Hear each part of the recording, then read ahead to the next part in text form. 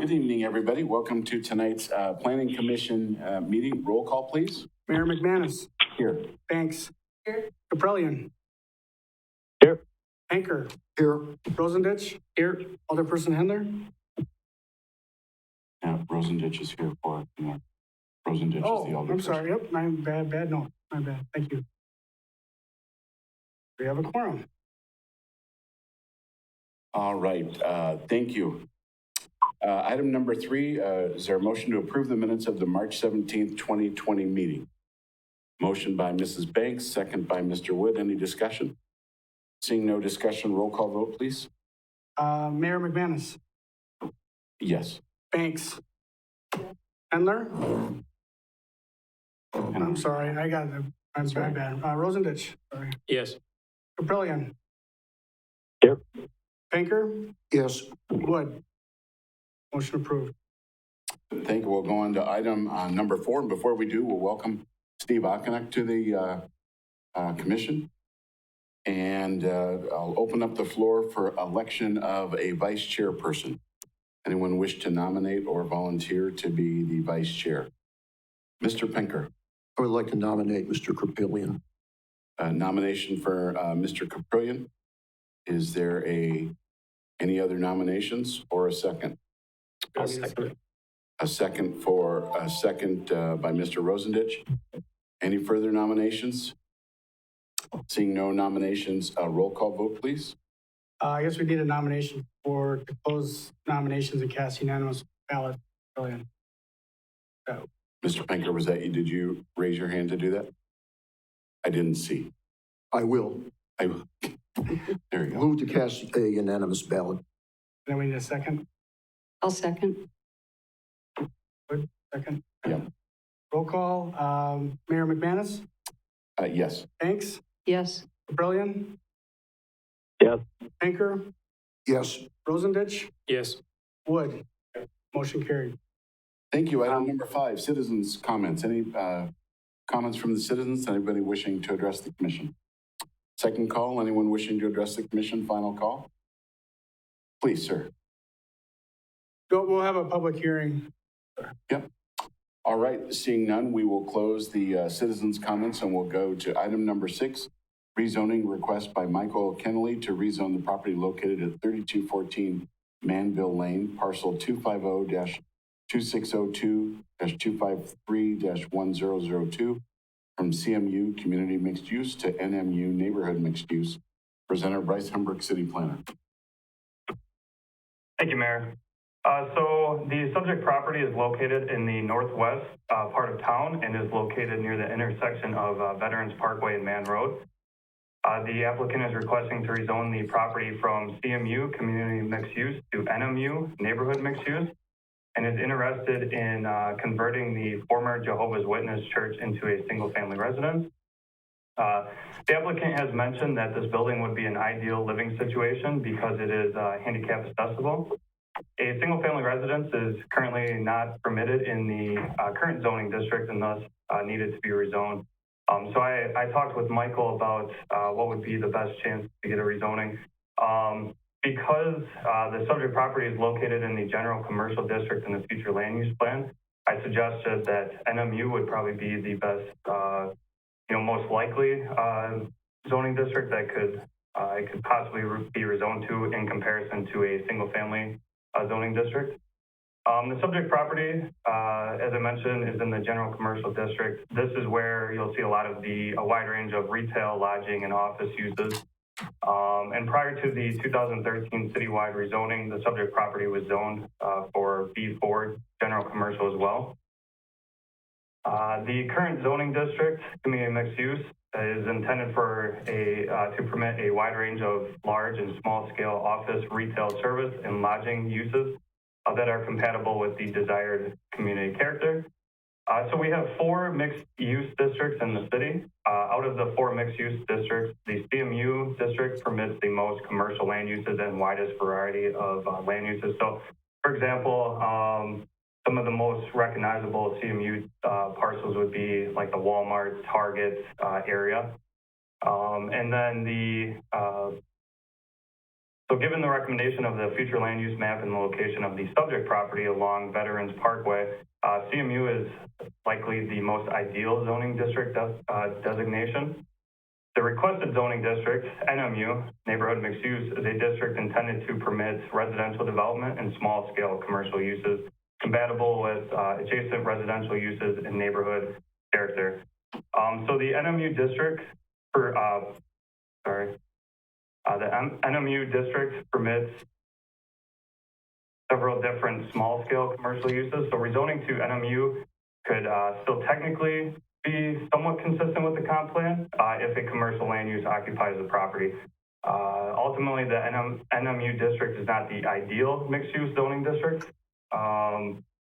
Be located in areas identified as general commercial because it's mainly for a mix of residential and commercial, whereas general commercial is more commercial based. The subject property is located in a predominantly residential area with single-family homes directly to the northwest, zone CMU, and southeast, zone SR4. And then there is a mobile home park to the north, which is zoned MH8. So as I mentioned, it's surrounded by residential currently.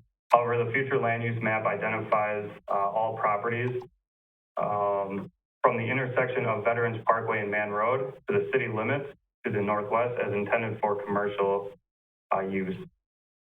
So the property is currently zoned for the ideal zoning district, and rezoning to a less intense zoning district would be inconsistent with the future land use plan. When deciding whether to recommend approval or denial of a request, city staff relies on the recommendation of the future land use plan and map.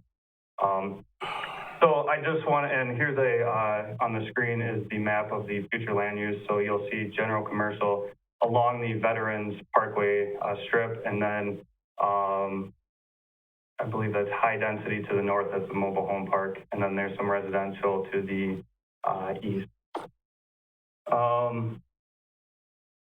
So staff is recommending to deny the request. However, we want to recognize that there are some arguments that can be made to support approving this request if the Planning Commission chooses to do so.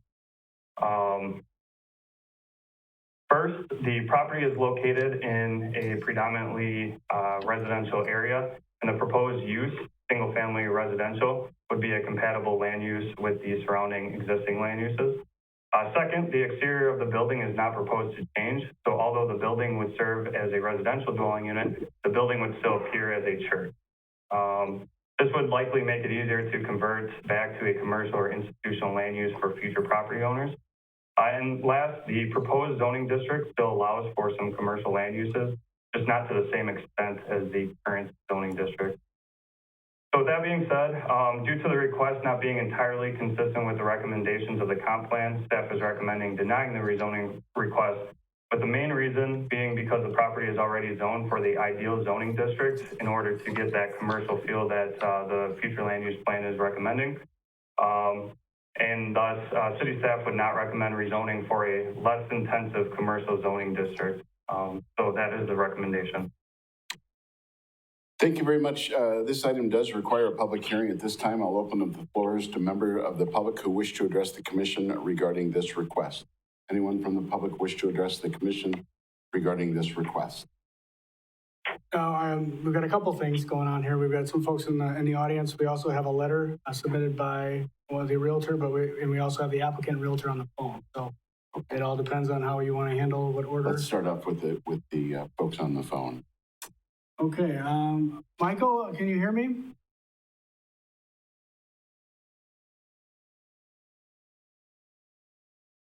Michael, can you hear me?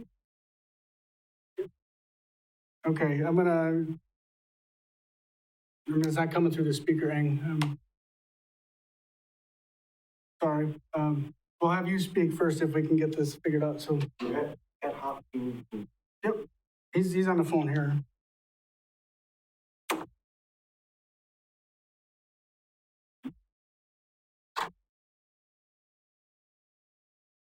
Yeah, we're just trying to figure out the sound.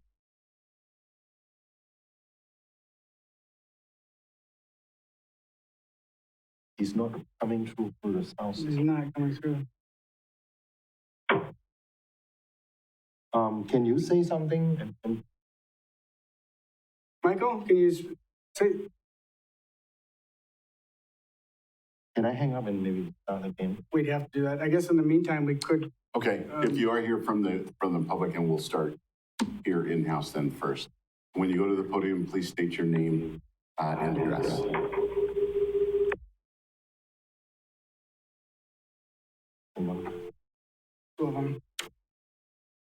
My name is Alan Tripp. I represent the Marshfield Kingdom Hall of Jehovah's Witnesses.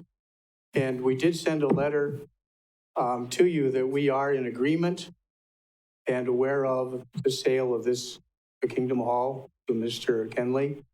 And we are aware of that, and certainly we would like to see him buy that property.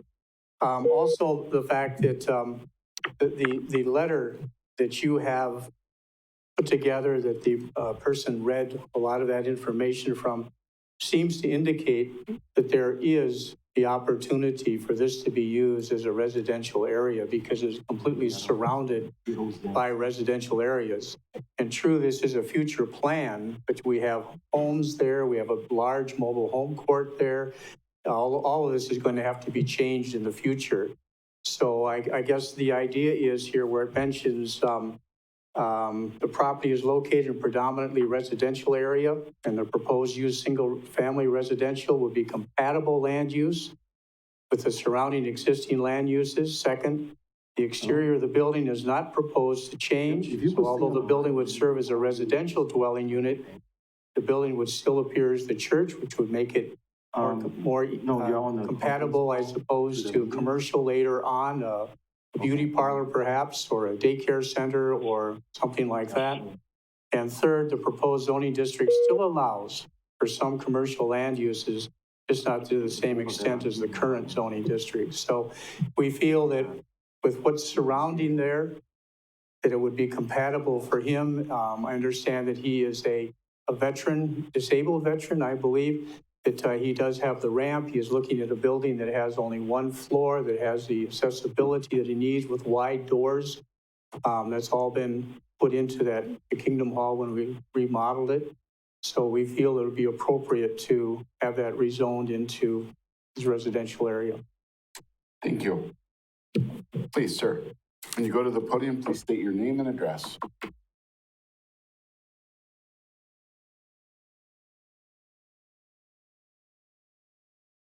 Patrick Wormke, and I'm from Hudson, and I'm the liaison between World Headquarters of Jehovah's Witnesses and the local congregation and the realtor. In looking at the map there, where you have the higher density commercial, and then with the trailer park right there, you can see there is some logistical challenges for a larger commercial building to be in there, is to having enough space in there.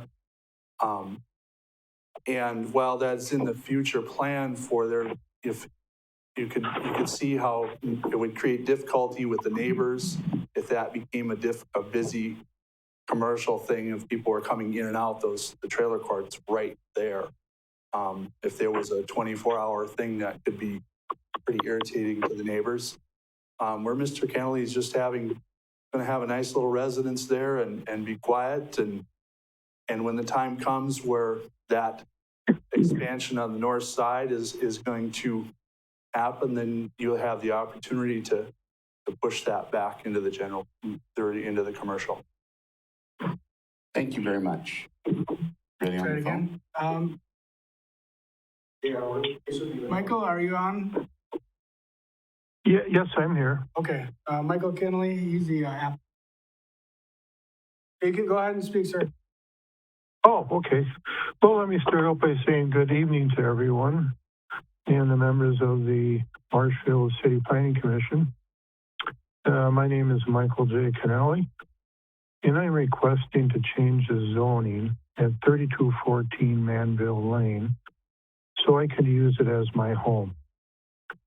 This property is absolutely perfect for me because it is built on a slab, no basement.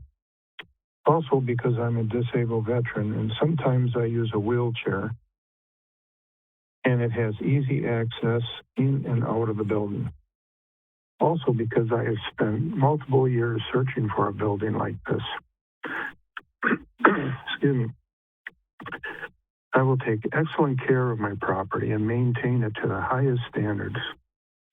I plan on putting in new windows and adding beautiful new canvas awnings to match.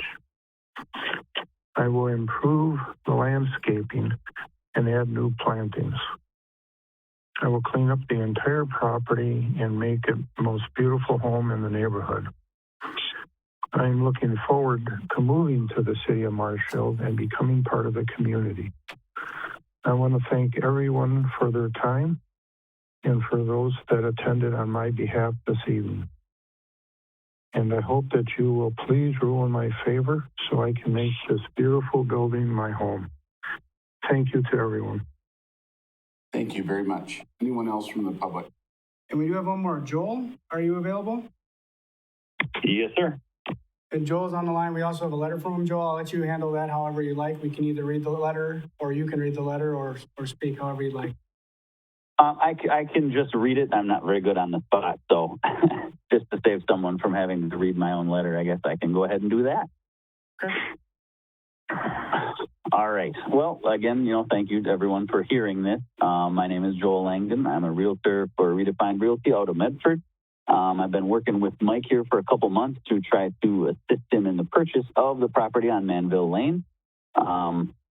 And it was in the beginning supposed to be a cash deal, a quick close, everyone was happy, and then we ran into the zoning issue on finding out that the CMU or community mixed use was not accepting of residential.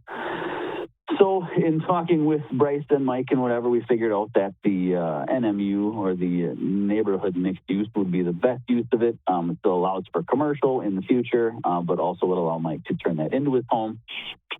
And that he really didn't want to go ahead and purchase it, not knowing that if he would be able to use it as his home. So he is, of course, going through the proper channels. We extended the closing until after these meetings to find out if, in fact, it would be approved. And according to the future use plan that we've all seen on the screen there, it's showing that all the properties along Veterans Parkway would eventually be zoned as CMU, and the rest behind it would be residential. But I guess one of the things that I was questioning was that the property immediately to that, I believe will be northwest, is zoned CMU, but there is a single family residence where people live there, even though it's zoned for commercial only. So I don't necessarily think it would be right to deny someone to be able to use it as a residence rezoned or not, while there is a conflict of zoning there or whatever you want to call it right on the adjacent lot.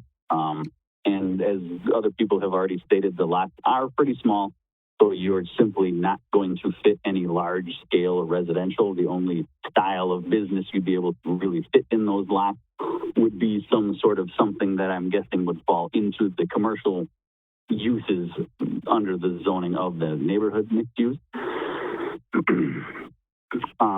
And the property is, as he said, perfect for Mike. He is a disabled veteran. It's a level floor plan, wheelchair accessible, barrier free, wide doors, large bathroom.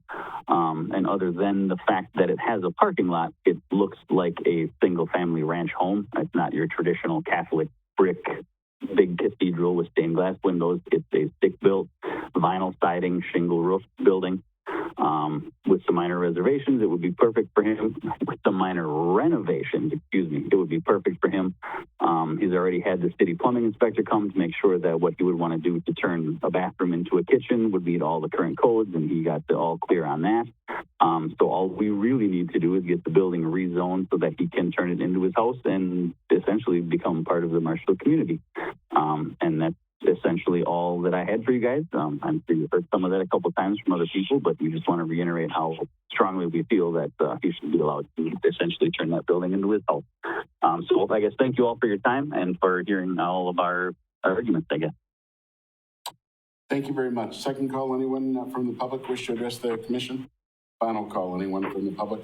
Seeing none, we will go ahead and close the public hearing, entertain a motion to approve the rezoning request. Is there a motion? Motion by Mr. Wood. Is there a second? Second by Mr. Rosendich. Any discussion? I would just like to say that first off, I believe city staff did a great job of following the code and everything else like that. So I do appreciate the recommendation.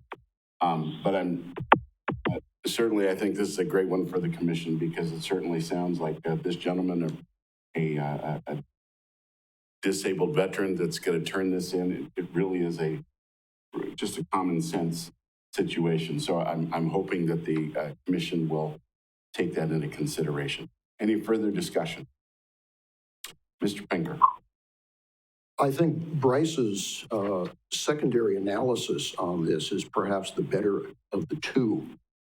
When you take a look at that property and actually refer back to city maps, and not everybody may have access to these, but if you start with the city's base map, go to map 9.3, 9.5, 9.7, and 9.8 from the comprehensive plan, and you look at the property from the perspective of those maps, the neighborhood mixed use is the better definition. When you look at the proposed commercial area, which is labeled as stage 2 and predominantly stage 3, which is way into the distance, we would have an immediate use if the rezoning goes through. We'd have property going on the tax rolls. And if you look at the future growth maps, this particular property is at the far southeast end of the proposed commercial district. And in addition, it serves as a radius point for the future neighborhood mixed use to the northwest and then a larger mixed use to the southeast. So, at least from my perspective, an approval of the zoning request is more than justified. Thank you. Anything further from the commission? See, Mr. Caprillion. Yeah, the only thing I'm kind of struggling with is the exterior, the lot is basically the parking lot, which is highly unusual in a residential situation. Just something to think about. I don't know. Thank you. Any further discussion? Seeing no further discussion, roll call vote, please. Mayor McManus. Yes. Banks. Yes. Caprillion. Yes. Okenek. Yes. Pinker. Yes. Rosendich. Yes. Wood. Yes. Motion carried. All right. Thank you very much. Item 7, comprehensive plan amendment request by Keith Strey and Jeremy Faber to amend the future land use map to change the future land use designation from low density single family to medium density single family, 2-family and townhouse. The areas proposed to change include the Daniels Addition subdivision located to the west of Lincoln Avenue and 4th Street intersection, and properties located on Peach Avenue between Eastside Circle Drive and 25th Street, presented by Bryce Embrook. Thank you, Mayor.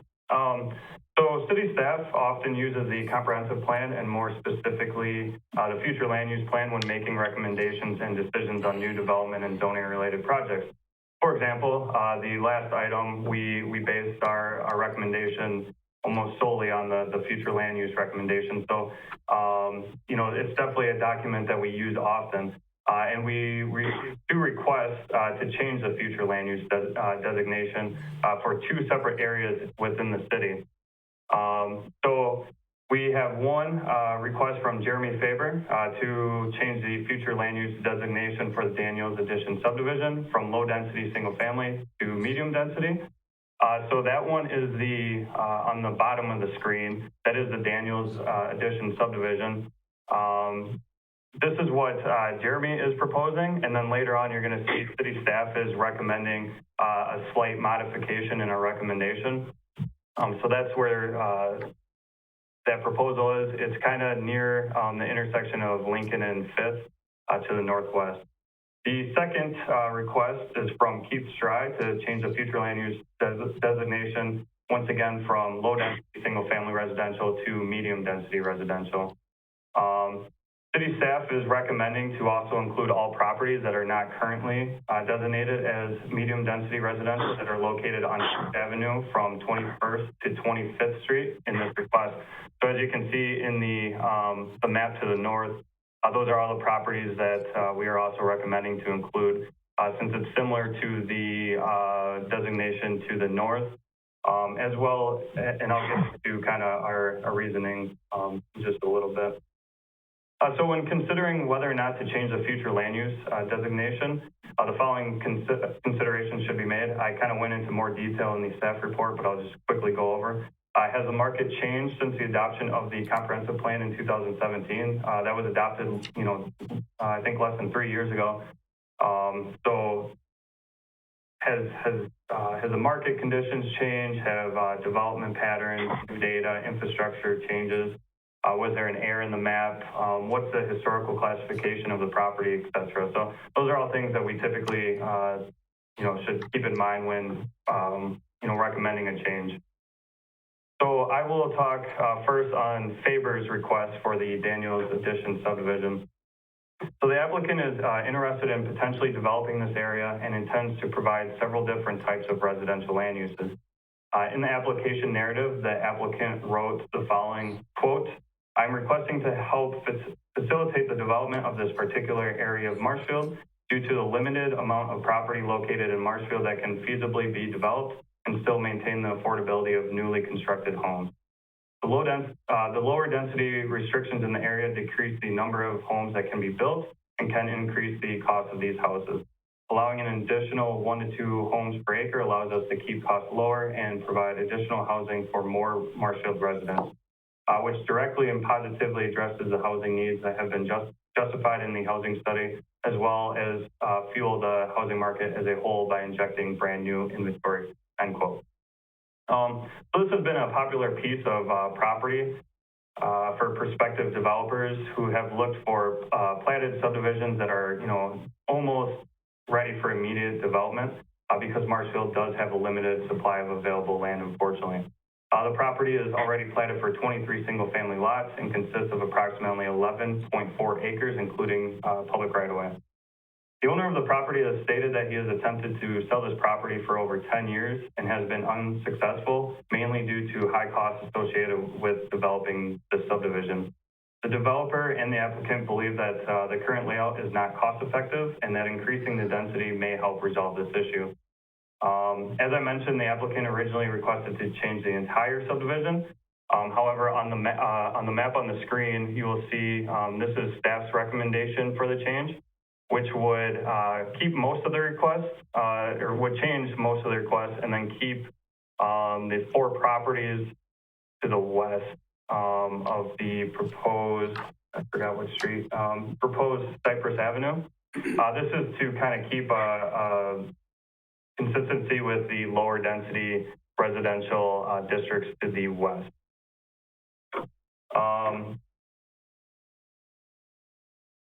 Let's see, the latest housing study identified a need for new housing options as well as a variety of new housing options and a variety of housing options. So by allowing for medium density residential in this location, this could help increase housing options in the area and can potentially make a future development more cost effective. It is important to note that this change, as well as the other requested change, would not automatically rezone any property or approve a proposed development. Instead, this is just a tool that we would use if they were to try to rezone the property, that we would look and say, hey, this says low density or medium density, or in the case of the last item, a general commercial. So they would still have to go through that process, and pretty much any changes to a development would likely trigger going to plan commission, such as a rezoning, a group development, a plan unit development, or a revised plat. So you would more than likely see any developments unless the subdivision would not change at all and the zoning was to stay the same. Then you guys would not be requesting because that's already been approved.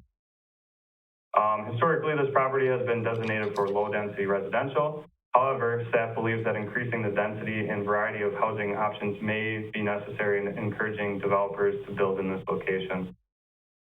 So next, I will move on to the South Peach Avenue request. And the applicant is interested in the option to build a duplex on his property. In the application narrative, the applicant wrote the following, quote, This request is submitted for the purpose of restoring the option of duplex housing development in the area near parks and fairgrounds, consistent with the housing incentive program and need for development overall in the city. Just this month, I lost a potential sale of a vacant lot we own at this address, as the zoning for this area was changed by the city years ago to not allow duplex construction. This particular lot is a good location for duplex construction, consistent with other historic residential development in the area. End quote, sorry. Along Peach Avenue to the north, there are several properties that are designated for medium density residential, as you can see on the screen. And there are several duplexes located nearby. Prior to the rezoning, as the applicant mentioned, these properties were all zoned R4, which allowed for duplexes and single family homes. And so city staff is recommending approval of this request mainly due to the fact that this area what used to be available for duplexes to be built, and there are nearby properties that are also identified as being medium density residential as well. And also, according to the 2007 comprehensive plan, this area was also designated as city residential, 6 to 10 units per acre in the future land use plan. So historically, this area has been appropriate for medium density residential. So we felt that the need was justified. And so with that, we recommend that Plan Commission should make a motion for each resolution because we will be sending this to Common Council. So the recommendations would be, city staff would recommend to approve resolution number PC 2020-01, which is an amendment to the comprehensive plan to amend the future land use plan as presented and direct staff to prepare an ordinance for Common Council consideration. Resolution 2020-01 is the Daniels Addition subdivision, Jeremy Faber's request. And then the second recommendation would be to approve resolution number PC 2020-02, an amendment to the comprehensive plan to amend the future land use plan as presented and direct staff to prepare an ordinance for Common Council consideration. I threw a lot out at you guys, so if you guys have questions, I can definitely help you guys. So thank you, Mayor. Thank you. These items do require a public hearing. At this time, I'll open up the floor to members of the public who wish to address the commission regarding these requests. Anyone from the public wish to address the commission? Second call. Final call. Anyone from the public wish to address the commission? Seeing no one, will close the public hearing. Entertain a motion to, we should do these separately. Yeah, that was my question. Staff is requesting to do these separately because you could change each one. And again, the original application was a little bit larger area for that entire subdivision. Staff is proposing to shrink that up a bit just because you're matching up single family homes along the west side and we're keeping that as single family along the west side of Cypress. The rest of it, we would support medium density designation. So you could do either one. You could approve the application as is or approve the application as staff presented. We have maps for both. We would just attach the to resolution if. My other question was why were both these presented in the same, I mean, they're two different locations. Mm-hmm. One's on Peach, one's in the Cypress Hills district, whatever you want to call it, and they're two different style of homes. What I'm believing is, why were they presented at the same time in the same resolution? They're not, they're separate in the same public hearing? Yeah, why were they not separated? Well, I can. Oh, go ahead, Bryce. What I was going to say was because we're amending the comprehensive plan, the same exact document. So we're going to recommend, if you guys recommend changing both of them, we're going to recommend just the map one, or we're going to amend the map one time. So that's why we were just going to put it together, but then to have different resolutions. We just thought that it would be cleaner to amend the map once altogether. So where this becomes confusing is which one are you recommending the approval of? Are you recommending the approval of the developer or are you recommending the approval? Staff is Which one here do we go by? Yeah, Bryce, if you could show the one that staff is recommending. I apologize for the confusion. Staff is recommending both resolutions, but as far as the first resolution, we're recommending only a part of that subdivision be changed instead of the entire. So is that correct? 2001. Correct. So in the resolution that I attached in the staff report, it shows the picture that I have on the screen. This is the one that we're recommending. So my recommendation earlier was to approve resolution as presented. So as presented in the staff report, which for this one would be the staff's recommendation for the Daniels addition. And then this one is, the second one would be for the approval of that whole area in blue. So we're looking for the two different resolutions, but we're recommending them as presented in the staff report. Okay, so the first one will be to look for a motion to approve resolution number PC 2020-01, an amendment to the City of Marshfield 2017 to 2037 comprehensive plan to amend the future land use plan as presented and direct staff to prepare an ordinance for common council consideration. Is there a I motion? still, Please. so good. With first resolution here, during my orientation here as alderman, I did see some maps that was shown to say show how many residents were potentially could go in there. From what I was shown to how many is Mr. Faber looking to potentially put into this area from what was. He's here, right? What was presented to me was, Yeah, I'm going over. I want to say 20, Can you 22. put this back so I can see that? Because there's a, Steve, I can't see him. So I Oh, don't okay, know if he's yeah, trying- Bryce, can you put the screen back to see the commission members? So which one? Just unshare your screen so we can see the plan, Yeah. commission members, please. Thank you. I couldn't see. Okay, I'm sorry, Mr. Faber, go ahead. For the whole entire Daniels subdivision, we're planning on 48 homes. And that includes townhomes also. The property on the west side, we plan on keeping single family. So I am more than happy with the city came up with to leave that part out, because I believe you have 4 on there, but there's 5 single family homes along there we're going to keep as like spec homes or designed to build homes. And the rest of it would be smaller houses. All right, so is there a motion to approve? Motion by Mr. Wood, is there a second? We're not approving anything toward he can purchase the property to start building. No, we're That's approving correct, the resolution. The resolution. That's Yeah, all. right. That's what we're approving right now. Is there a second? Second by Mr. Ocknick. Any discussion? All right, seeing no discussion, then roll call vote, please. Banks? Caprillion? Yeah. Okenek? Yes. Pinker? Yes, Rosendich? Yes. Wood? Mayor McManus? Yes. Motion passes. All right, thank you. And then is there a motion to approve resolution number PC 2020-02? An amendment to the City of Marshfield 2017-2037 comprehensive plan to amend the future land use plan as presented and direct staff to prepare an ordinance for common council consideration. I would move to approve that one. Motion by Mr. Ockenick. Is there a second? Second by Mr. Caprillion. Any discussion? Mr. Pinker. I'd like a clarification from staff as to the zoning classification that the applicant is seeking.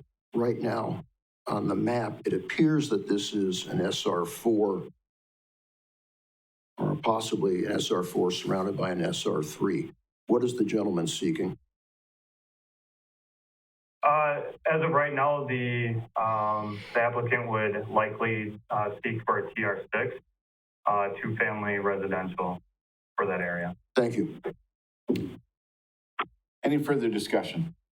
Seeing no further discussion, a roll call vote, please. Banks? Yes. Caprillion? Yes. Okenek? Yes. Pinker? No, Rosendich? Yes. Wood? Yes. Mayor McManus? Yes. Item number 8, discussion on proposed changes to the zoning code. Discussion items may include changes in permitted land use in zoning districts, land use changes and reduced off-street parking requirements. Presenter Evan Monson. Thank you, Mayor. pre-pandemic, we discussed this, which seems like 20 years ago already at this point, but we had kind of a high-level discussion of potential changes coming into work. We're going to slowly get deeper into the pool here and look at some more details on some of those zoning changes. I mean, we kind of summarize a lot of what was already in your staff report packet, so if you do have that, you can kind of refer to that, but I'll kind of highlight some of it on the slides here. Basically, we're going to summarize some more of the bigger changes, less of the grammatical changes, text formatting, all that boring stuff. Timeline moving forward, right now we're having the city attorney kind of look at the code, make sure we're doing our job correctly and stuff. So at some point when some of this pandemic kind of lifts up the restrictions, we'll hopefully have some like public houses and open houses to get some more public feedback and stuff. But as of right now, we're obviously going to present some changes to you guys and keep doing those as we are able to. So we go to the next slide, Bryce. We'll start off with some of the changes to some of the zoning districts. In RH 35, that's your rural holding district. We're permitting some uses that weren't permitted before. One of the unique ones would be private storage facility. We permitted as a conditional use. Some of these other uses that are being added, a lot of them would fit in and be compatible with a lot of the rural ag setting on these outskirts where these are located. This district is, kind of, holding districts for future developments. A lot of these are either compatible with future development that could potentially take place, or if it were to be built, you could easily replace with more intense commercial or residential development. The SR 2, 3, and 4 districts, we'd be permitting bed and breakfasts as a conditional use, and then we'd also be permitting ADUs or accessory dwelling units as a conditional accessory use. A bed and breakfast use may be appropriate in certain situations, hence why we're thinking it may be something that could be permitted as a conditional use. That would obviously require a CUP and go before you guys here at the Plan Commission. The ADUs, I think we've discussed this before at Plan Commission meetings in the past, but permitting ADUs can expand some of the housing options available in the city by allowing property owners to have a small dwelling unit on their property. Go to the next slide here. For the SR 6 district, we're permitting the twin house land use and the duplex land uses by right. We're also adding that bed and breakfast use as a conditional use, and we're also looking to add, hopefully, the townhouse, 3 to 4 dwelling units as a conditional use as well. And then you have that accessory dwelling use as a conditional use as well. Some of the intent or, maybe the reasoning why these uses are being proposed. A lot of the homes in areas zoned SR6 already either have 2, 3, sometimes 4 units already in them, even though they do look just like any other single family house. Permitting some of these changes would allow some of those existing houses that are kind of not really conforming to the code to finally be in compliance. That also would kind of open it up for some more unique redevelopment opportunities in the future for some of those that could use some remodeling or renovations. We would also be looking to reduce the front setback potentially in the SR6 district from 20 feet to 15 feet.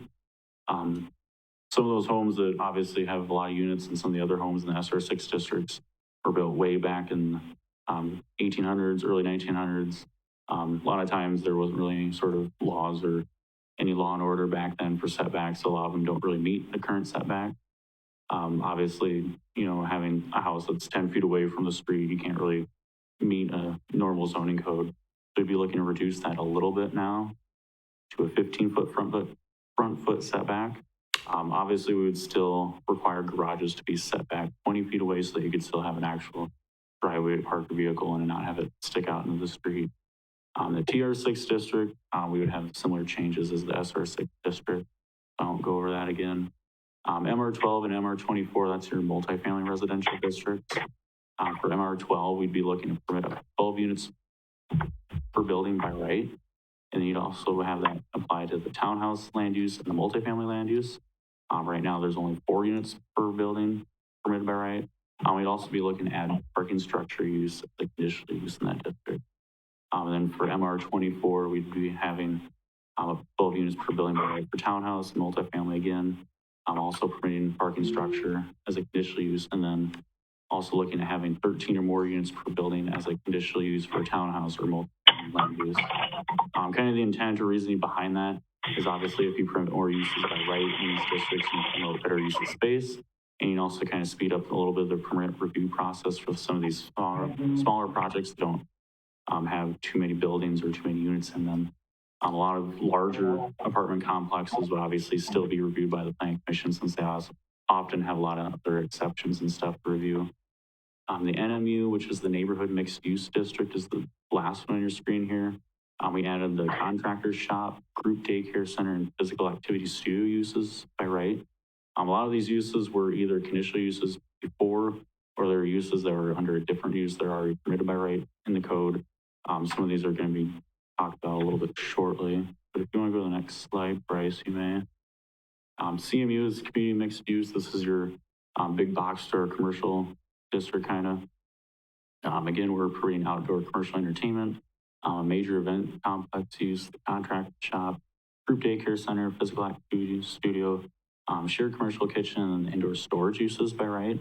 A lot of these uses, again, were either conditional uses under the current code that are often approved through a CUP, or they're parts of different uses, and we're basically ripping them out of a current use and then giving them their own land use. UMU is your urban mixed use district. We would be looking at having permitted townhouse, 3 to 4 units by right, offsite parking by right, contractor shop by right, group daycare center, physical activity studio, shared commercial kitchen, and then indoor storage uses by right. A lot of these are conditional uses under the current code.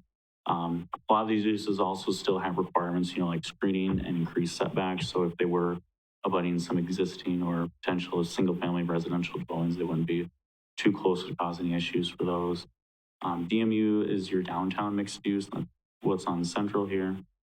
We'd be looking at increasing potentially the permitted maximum building coverage of a lot to 100% from 80%, and then permitting a maximum setback of 10 feet instead of 0. A lot of the existing lots are not very large, and the buildings obviously already take up quite a bit of the space. So, bumping that building coverage up to 100% is, kind of a common sense change, and will allow a lot of those buildings that are already, exceeding that 80% coverage limit to finally be in compliance. The 10-foot setback would be a change from what we have now. We have just 0. This would allow for potentially small courtyards, dining areas, landscaping, et cetera, to be located in between your building and the right-of-way.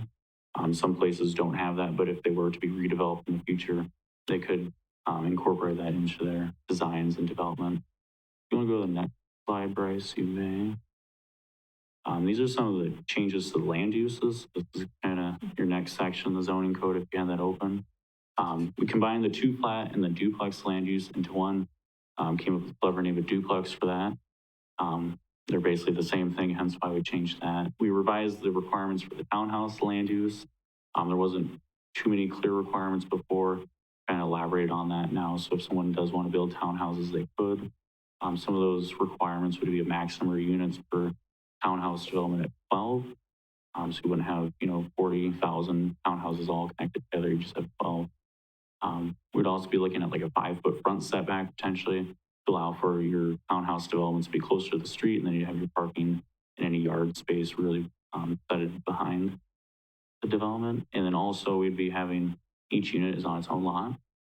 So the next use, if you're continuing, we'd be looking at combining the multiplex and apartment land uses into one, just calling that multifamily land use. That was mentioned as one of the changes earlier in some of the zoning districts. So if you're wondering what that was, that's what that is now. Some of the ag uses in the code were essentially the same thing, or kind of redundantly stating stuff that was already addressed in commercial land uses. So we combined a lot of them into what's called now the small scale intensive agriculture land use. The next bullet point, we took some of the gym and fitness facilities out of indoor commercial entertainment and basically gave them their own land use. We called that physical activity studios. That's why you saw that being added into a lot of the commercial district. We also created a separate land use for sports stadiums and similar facilities if that were potentially to make its way to Marshfield, and we'd call that major event complex for land use. We created the shared commercial kitchen land use that would cover a situation where you'd have a kitchen space being leased by something like, say, a business incubator, community events, nonprofits, et cetera. That's not really clearly defined anywhere in the code now, so we looked at adding that in there potentially. The contractor shop and contractor's yard land uses were created. They were kind of bunched into other land uses, so we figured might be nice to give them their own land use. The parking structure land use, you saw that a couple times earlier. Obviously, it's a structure for parking. It's like a parking ramp. If that were to be built, that's not really addressed anywhere in the current codes. We figured for potential future development, it might be nice to address that with its own land use. Some more of the changes to the land uses, we revised the requirements for ADUs.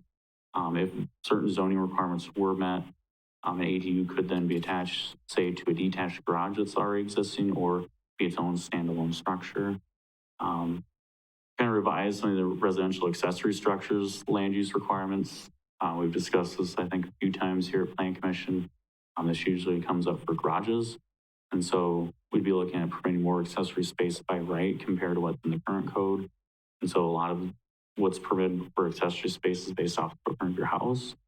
And so if you had a house with footprint over 1,200 square feet, you'd be now permitted 1,500 square feet by right with this change. Right now you're capped at 1,200. And if your house did have a footprint of under 1,200 square feet, you'd be permitted up to 1,200 square feet by right of accessory space. Right now you're limited to how big of the footprint is your house if you're under 1,200 square feet. So if you had a house of 5 square feet in size, you'd be limited to like 5 square feet in size. So, freestanding canopy structure was created as its own accessory land use. That was bunched in under non-residential accessory structure under the current code. We also proposed creating a separate accessory land use for amenities in office or another commercial use may have on site for employees, called that on-site amenity. So that kind of clarifies, if you have large business and you want to have a gym in the basement and let that be for the employees to use, or if you have a large cafeteria or maybe like a daycare attached to the business for employee use, that would be permitted instead of having to, try to apply certain restrictions from the code, to look at it as a separate land use on its own, even though it's not really open to the public, it's only open to employees. I'm going to go to the next slide, if you may. Some of the other changes that are found further in the code, we revised the requirements for major street setbacks. This comes up every so often in requests you guys do review. But right now, there's a 50-foot setback required right now, regardless of zoning districts or any other expansions of existing roads or right-of-ways along streets that are considered major streets. These are usually your major arterials, so like a Central Avenue, McMillan, I think parts of Upham, Oak Avenue by the hospital, those would be your major streets. What we'd be looking to do would be only requiring 10 feet of additional setback instead of tacking on 50 for in situations where the right-of-way is insufficient. So obviously, if you're not going to be expanding a road in the future, it doesn't make sense to reserve this much setback for potential expansions of right-of-way. One of the other changes was reducing the off-street parking requirements in select areas. One area would be lots that are zoned DMU, so essentially your downtown core would not need to provide off-street parking for changes of use unless that new use would require 20 or more stalls. And so reducing the off-street parking requirements could help potentially lead to more investment in new businesses starting downtown. A lot of times, some places that change use from one use to another have a new increase in potential parking, and they obviously can't do that if the building obviously occupies most of the space of the lot. And then for the other change, we'd be looking at potentially having new development downtown, then areas that are zoned NMU or UMU would only have to provide 25% of the normal number of parking stalls that would be required. As mentioned, a lot of these lots that are in downtown and then in areas that are zoned UMU or NMU, they're usually very small in size and, kind of not very feasible to add new parking spaces to a lot of those areas. And then especially in the downtown, you already have public parking lots that are paid for by the taxpayers. You also already have on-street parking, which is, maintained by the city as well, that already provide a lot of parking.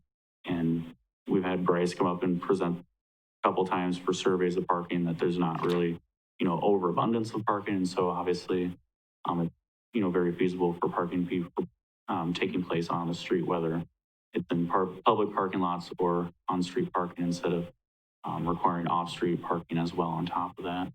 And then the other changes we're looking at revising the landscaping requirements. We looked at adding multiple options that could be utilized by new development to meet code requirements, and so that kind of included decorative fencing or masonry walls, rain gardens, landscaping around buildings, and stuff like that. If you guys do have any questions, I guess speak now or forever hold your peace. So. Any questions for Evan? Mr. Pinker? Evan, you mentioned shared commercial kitchen and toward the end of that, business incubator. Do we have any classification right now specifically for a business incubator, whether that is for a business purpose or for an industrial purpose or a building that has got, for instance, kitchen space, commercial space, industrial space? Right now, we don't really have a good land use that covers that. We'd be hoping that, you know, the shared commercial kitchen would kind of cover some of that now. A lot of business incubators likely would kind of be very similar in nature to an office. So a lot of business incubators already fit into that existing land use, but certain incubators obviously, you know, may have, you know, more creative ideas than what we currently, you know, allow for permit in the current zoning code. So, you know, something like a shared commercial kitchen might kind of elaborate more on that. I think Josh's comment. Yeah, I mean, we do, I don't think it's as obvious though. We have it's called a low intensity production land use. I think that was approved by Plan Commission a few years back. And that was one of your questions, I believe, was whether or not that would allow for incubators. It would, based on kind of a real broad definition, but we feel that this additional information or additional detail would help provide guidance for future reviews of land use changes. Okay, thank you. Anything further? All right, seeing none, thank you, Evan. We'll go on to item 9. Alternative sign request by Jolene Sternweis to allow for a temporary sign with exceptions at 201 South Oak Avenue, parcel 33-03309, in recognition of the Marshfield High School Class of 2020. Presenter Evan Monson. Thank you, Mayor. If you want to go to the next slide, Bryce, you may.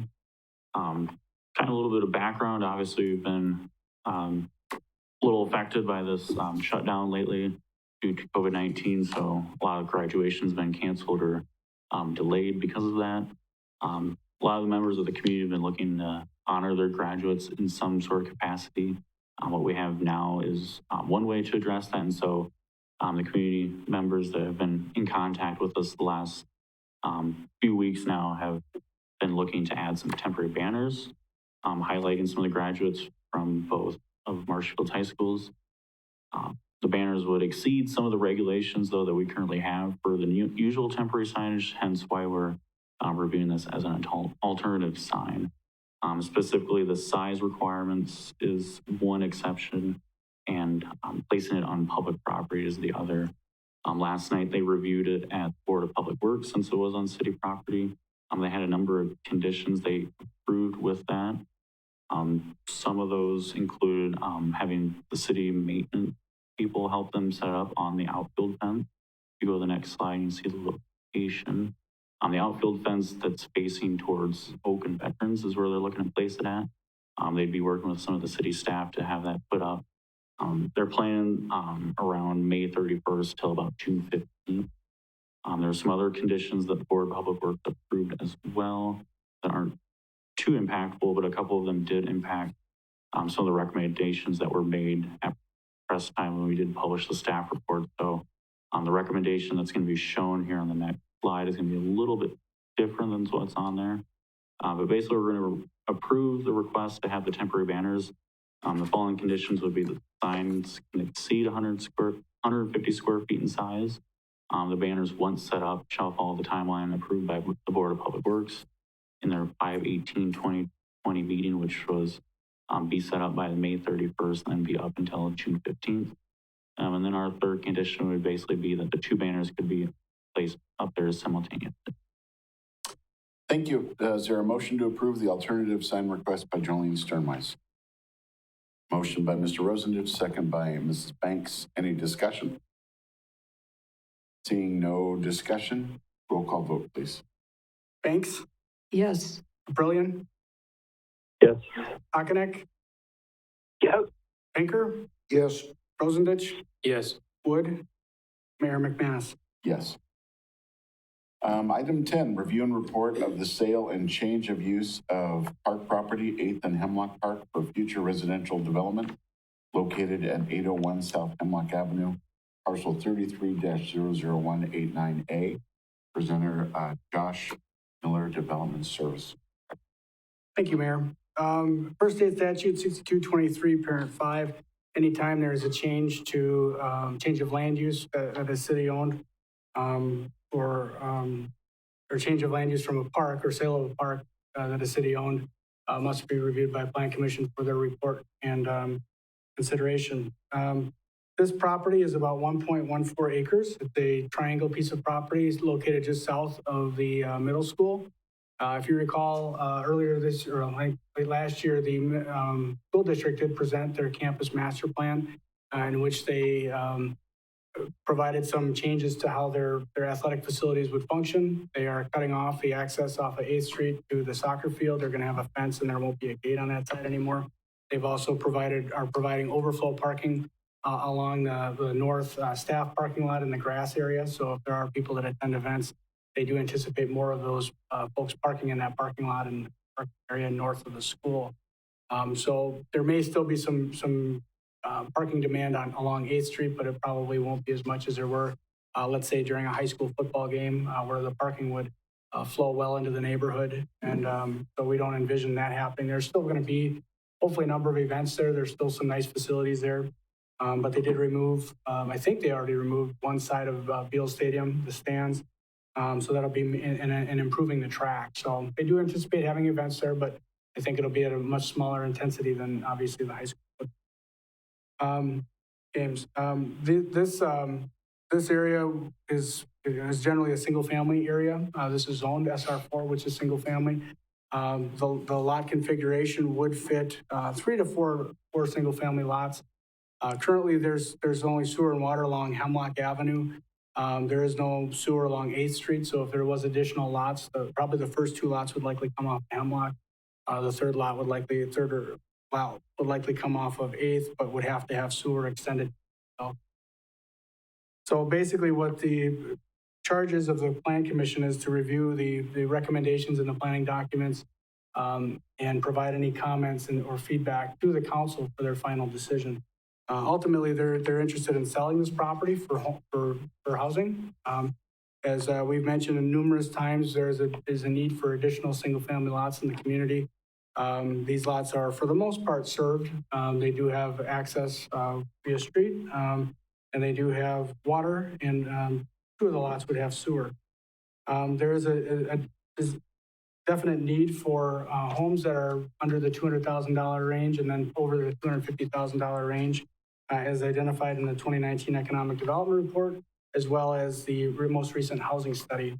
The Economic Development Report also identified, the 2019 report also identified that there are approximately 55 single and 2 family desirable subdivision lots available for development. And so that means basically they're essentially shovel ready. They have infrastructure, and they're within what's considered a conventional subdivision. There are other lots in the community that would be available for development, but they're kind of scattered about. They would be considered infill lots. Many lots are considered owner retained, which means some folks have bought an adjacent lot as a buffer. And so more than likely, those are not going to be, those don't come available for sale too often in the community. So also in referencing the planning documents, the most recent comprehensive plan really refers to the comprehensive outdoor recreation plan and what to do with the different parks in the community. The 8th and Hemlock Park was identified, but really used as just kind of an open space area. And really the future plan for that park was to sell it and remove the shed. There's currently a shed, an old ice skating warming house that no longer serves a purpose. But so that was really the recommendation in the court plan.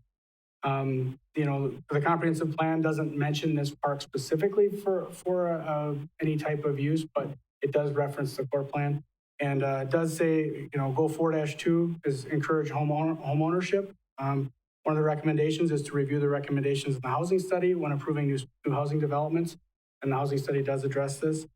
The most recent housing study strongly encourages the creation of more single-family residential lots.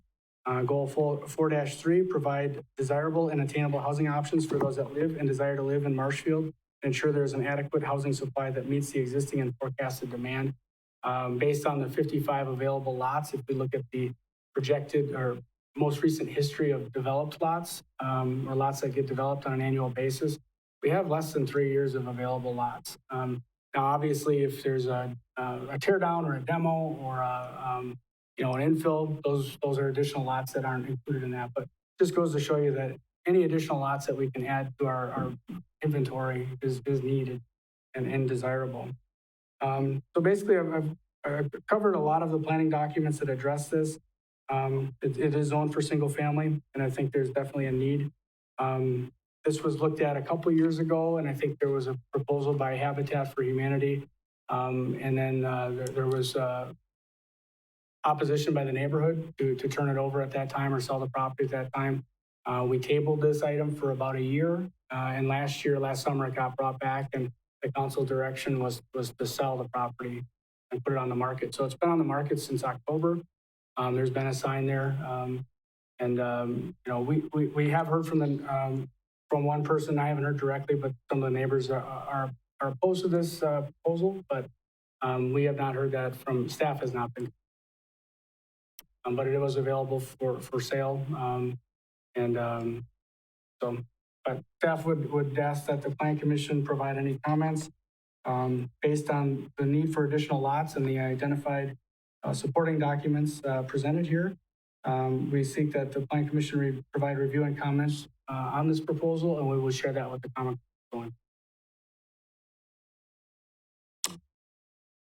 Questions from the commission? Mr. Pinker. Josh, prior to this, how many people were in opposition to converting this to housing? Do we have any number on that? Because I know there were people up there that had opposed the habitat construction. But have we ever had a number, quantified that, or has this just been, oh yeah, we don't want this?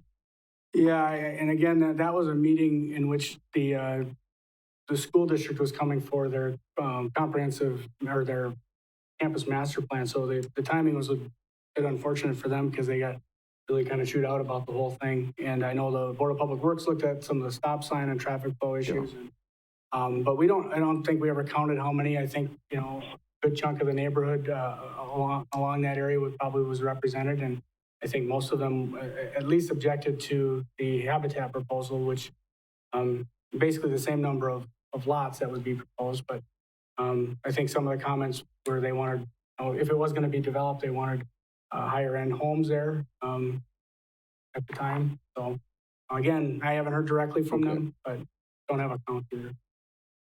Now, you had mentioned the housing study. I had basically footnoted Jeremy's request. And I came up with it from the housing study and the comprehensive plan. I came up with 18 footnotes to justify Jeremy's. We could probably use a fair proportion of those to justify this same change. And when we're looking at actual lot shape, we have a lot not that far from City Hall that's of a similar shape. Off of, where are we? 6th, 7th. There's a triangular lot there, which has been developed several years, or quite a few years. Mm-hmm. So it may be an unusual lot, but certainly there is precedence in this older portion of the city. Looking at this from a footnoted perspective, I think this covers your report as well as referencing, if you want to get into detail and reference various points, converting this to a for sale property is entirely justified.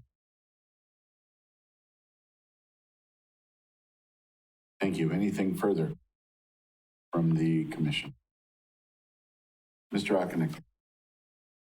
Has there been any attempt to reach out to some of the neighbors? I know, because I remember those meetings from the last couple of years when this would come up, to see if their considerations have changed about this, being that like the parking traffic and the overall traffic in that neighborhood has gone from pretty heavy to basically nothing over the course of the last couple of years with the new developments?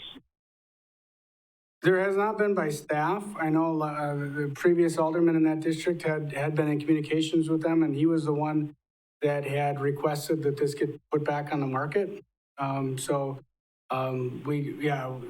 Staff has not reached out to the neighbors directly to get that information. Okay. Anything further? All right, seeing none, so you're not really requesting anything that was in. No, we'll provide any questions and feedback to the council. Thank you. Fair enough. Item 11, discussion and action in amending the City of Marshfield fee schedule to include fees for amendments to the comprehensive plan presented by Josh Miller.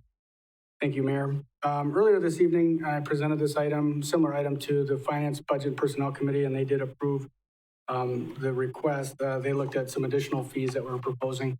The reason that this came about was we did have that short-term rental change to the zoning code, which required a licensing fee, which is $10 annual licensing fee. Typically, we try to, when we're doing a change, we try to cover as many things as we can. And so we talked to other staff and said, are there any other things that we should look at? And the clerks did have a hotel motel permit fee that is required for a first-time hotel in the community. So they have to pay a $10 fee, and that's required to get basically put them on the room tax list. So then they have to pay room tax going forward. And then the other fee was, the comprehensive plan, the one that is before you tonight.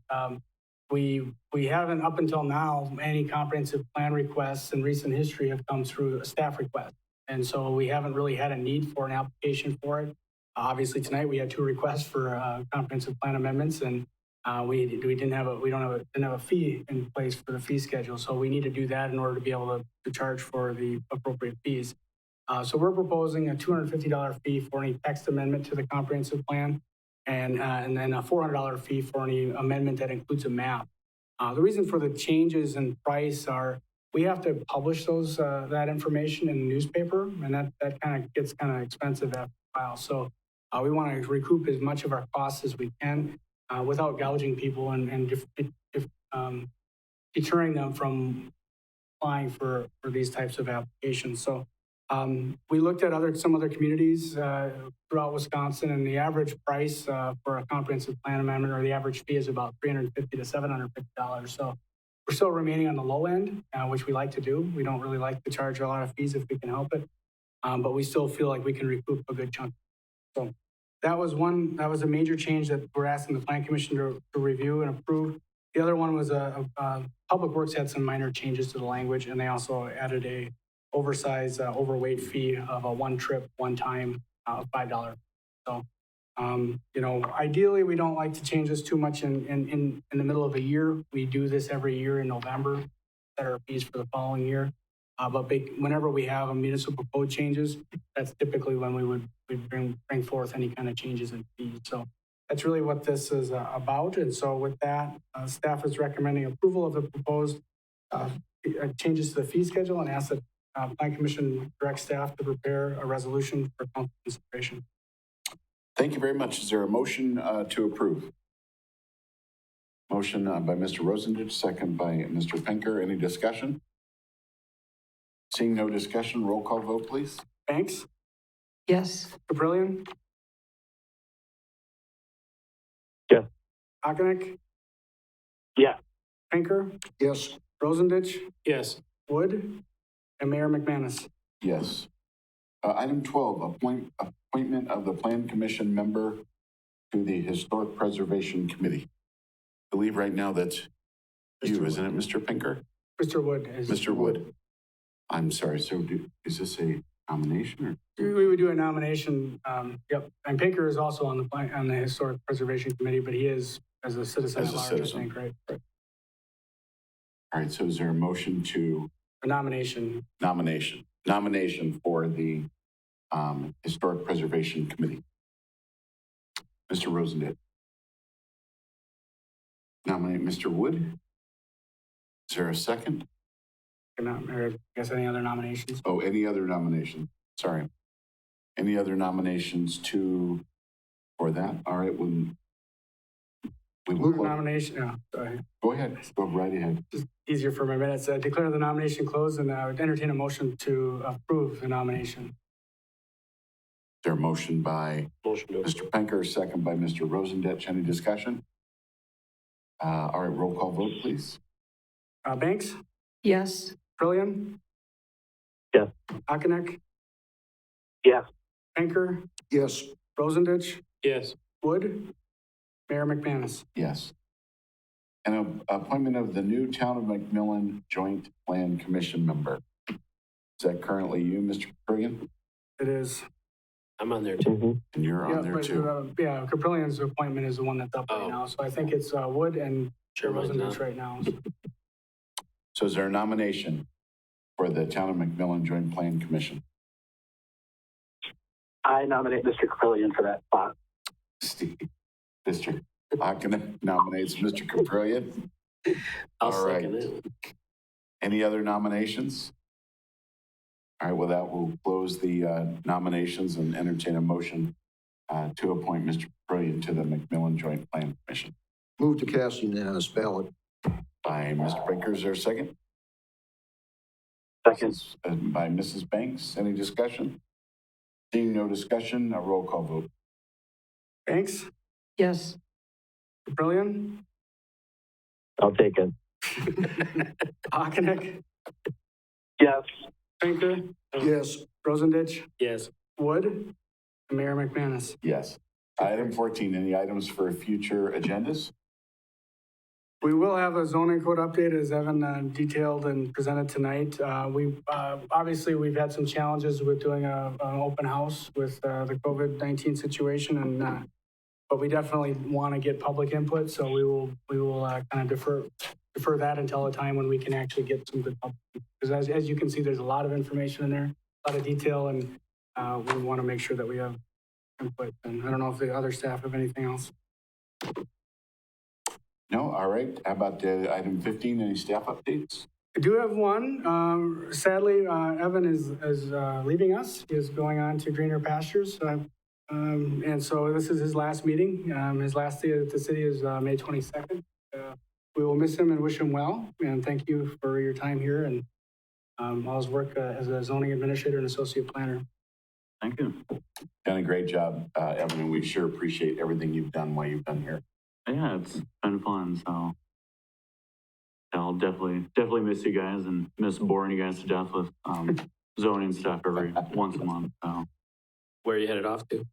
Twin Cities, so a little bit bigger than Marshfield. Yeah, Not quite. probably by 10 people. Yeah, it's few. Well, we close, wish aren't you they? all the Did you say best they were and close, good right? luck. Any further staff updates? No. No? All right. How about a motion to adjourn? Motion there. Now we get the motions. Motion by Mr. Wood, second by Mr. Rosevich. Thank you all very much and good night. We are adjourned.